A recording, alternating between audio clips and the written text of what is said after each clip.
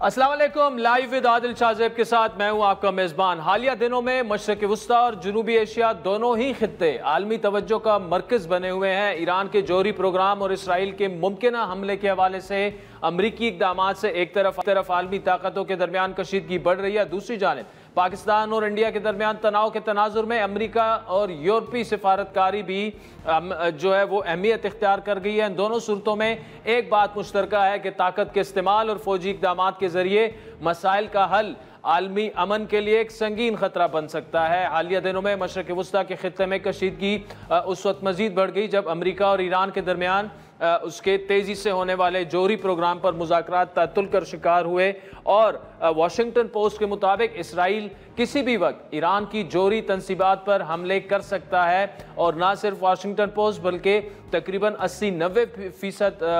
جو American media ہے پچھلے 24 گھنٹوں سے یہ سورسز کو کوٹ کر کے رپورٹ کر رہا ہے۔ ان اطلاعات کے جواب میں ایرانی صدر مسعود پشکیان کا یہ کہنا ہے کہ وہ کسی دباؤ کے آگے نہیں جھکیں گے، نہ ہی ایٹمی تحقیقات بند کریں گے، اور کسی بھی طاقت کو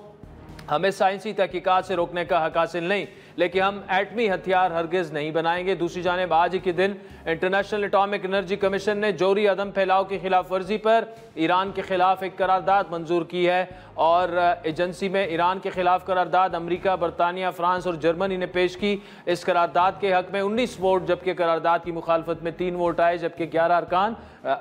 نے ایبسٹین کیا، غیر حاضر ہوئے۔ IAEA نے 20 سال میں پہلی مرتبہ ایران کو جوہری عدم پھیلاؤ کی خلاف ورزی کا مرتکب قرار دیا۔ اس سے پہلے 9 جون کو ایک بیان میں ایجنسی کے سربراہ رافیل گروسی نے خبردار کیا کہ ایران کی جوہری تنصیبات پر اسرائیل کا ممکنہ حملہ ایران کو جوہری ہتھیاروں کی تیاری کے لیے مزید قریب کر سکتا ہے۔ اس صورتحال میں امریکی قیادت خود تضاد کا شکار نظر آ رہی ہے۔ ایک طرف وہ مذاکرات کے حامی ہیں جو کہ آئندہ سنڈے کو ہونے ہیں۔ ایرانین آفیشل نے یہ اناؤنس کر دیا ہے کہ مذاکرات کا جو بھی دور ہونا ہے امریکہ اور ایران میں، جو کہ ایک مثبت خبر ہے۔ دوسری جانب وہ اسرائیل کو مکمل طور پر قابو میں رکھنے سے قاصر نظر آ رہے ہیں۔ حالیہ مہینوں میں امریکی انٹیلیجنس حکام کو اس بات پر شدید تشویش ہے کہ اسرائیل ممکنہ طور پر ایران کی جوہری تنصیبات پر امریکہ کی منظوری کے بغیر حملہ کر سکتا ہے۔ ایسا اقدام نہ صرف ٹرمپ انتظامیہ کی جوہری سفارتکاری کو سبوتاژ کر دے گا، بلکہ ایران کی طرف سے مشرق وسطیٰ میں امریکی اثاثوں پر جوابی کارروائی کا جواز دے گا، اور امریکہ میں اسرائیل کے ایران پر ممکنہ حملے کے پیش نظر ہائی الرٹ ہے، کیونکہ ایران کا اس حوالے سے کہنا ہے کہ اسرائیل کے سب سے بڑے فوجی اور سیاسی حامی کے طور پر امریکہ کو ایران پر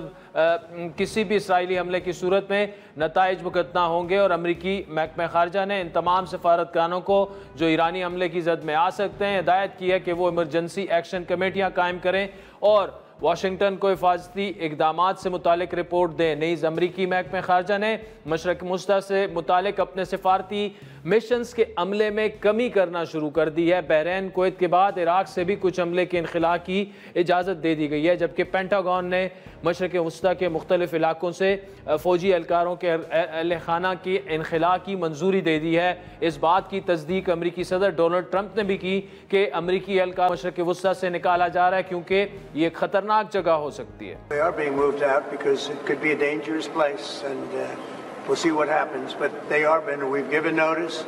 to move out. ویسے تو امریکہ اور ایران کے درمیان تقریباً 2 ماہ سے جاری اہم مذاکرات میں یورینیم کی افزودگی کے معاملے پر جو ہے معاملات اتنے آگے نہیں گئے، لیکن ایرانی وزارت خارجہ کا کہنا ہے کہ امریکہ اور ایران کے درمیان چھٹا دور جو ہے وہ اتوار کو مسقط میں منعقد ہوگا، لیکن ان مذاکرات سے امریکہ کو کوئی مثبت نتائج سامنے آنے کی امید نہیں۔ ڈونلڈ ٹرمپ سے صحافیوں نے گفتگو کرتے ہوئے کہا کہ امید کم ہے کہ ایران ایک جوہری معاہدے میں یورینیم کی افزودگی روکنے پر راضی ہو جائے گا۔ I did think so, and I'm getting more and more less confident about it. They seem to be delaying, and I think that's a shame. But I'm less confident now than I would have been a couple of months ago. ناظرین، تفصیلی گفتگو کریں گے، ہمارے ساتھ موجود ہیں معروف ڈپلومیٹ، اقوام متحدہ میں پاکستان کی سابق مستقل مندوب ڈاکٹر ملیہ لودھی صاحبہ۔ ڈاکٹر صاحبہ، ایک نئی صورتحال ڈیولپ ہو رہی ہے، اور تقریباً 90% امریکی میڈیا یہ رپورٹ کر رہا ہے کہ اسرائیل کسی بھی وقت ایران پر جوہری تنصیبات کو نشانہ بنا سکتا ہے۔ یہ بات کس طرف جا سکتی ہے آپ کے خیال میں؟ اسپیکولیشن چل رہی ہے جی جیسے آپ نے ذکر کیا، نیوز رپورٹس ہیں جی جس میں یہ کہا جا رہا ہے کہ اسرائیل تیاری کر رہا ہے ایران پہ حملہ کرنے کے لیے، مگر اس کے ساتھ ساتھ ہمیں یہ بھی چیز سامنے رکھنی چاہیے کہ کیا یہ واقعی حملہ کرنے کی تیاری ہو رہی ہے یا یہ ایک دباؤ ڈالا جا رہا ہے ایران پہ، اس لیے کہ جیسے آپ کو معلوم ہوگا کہ ایران اور امریکہ کے درمیان جو مذاکرات ہو رہے ہیں جوہری پروگرام پہ، وہ کافی ایک ڈیسائسو مرحلے میں ہیں، ایک کرٹیکل سٹیج میں ہیں، اور ان کا جو نیکسٹ راؤنڈ ہے، نیکسٹ دور ہے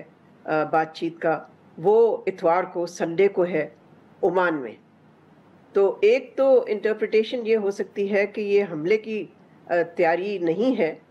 بلکہ رپورٹ ہیں جو جان بوجھ کے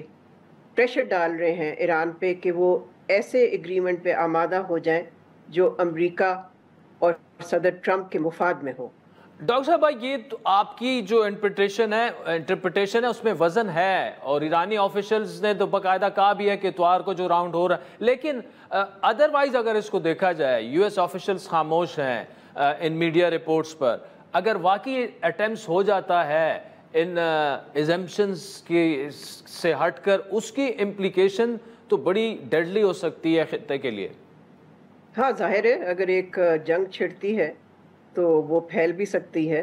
اور واقعی بہت ڈینجرس ہوگی، اس لیے کہ ایران نے بھی واضح کیا ہے کہ اگر ایسا کوئی حملہ ہوتا ہے تو وہ اس کی جوابی کارروائی ضرور دیں گے، اور انہوں نے یہ بھی بلکہ ذکر کیا ہے کہ جو امریکی اڈے ہیں خطے میں، ایران ان کو بھی نشانہ بنا سکتا ہے۔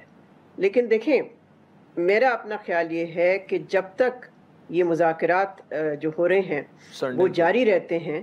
تو حملہ اس قسم کا میں نہیں سمجھتی ہو سکتا ہے، اس لیے کہ اس کے لیے اسرائیل کو امریکہ کی حمایت کی ضرورت ہوگی، اور صدر ٹرمپ نے تو کہا ہے یہ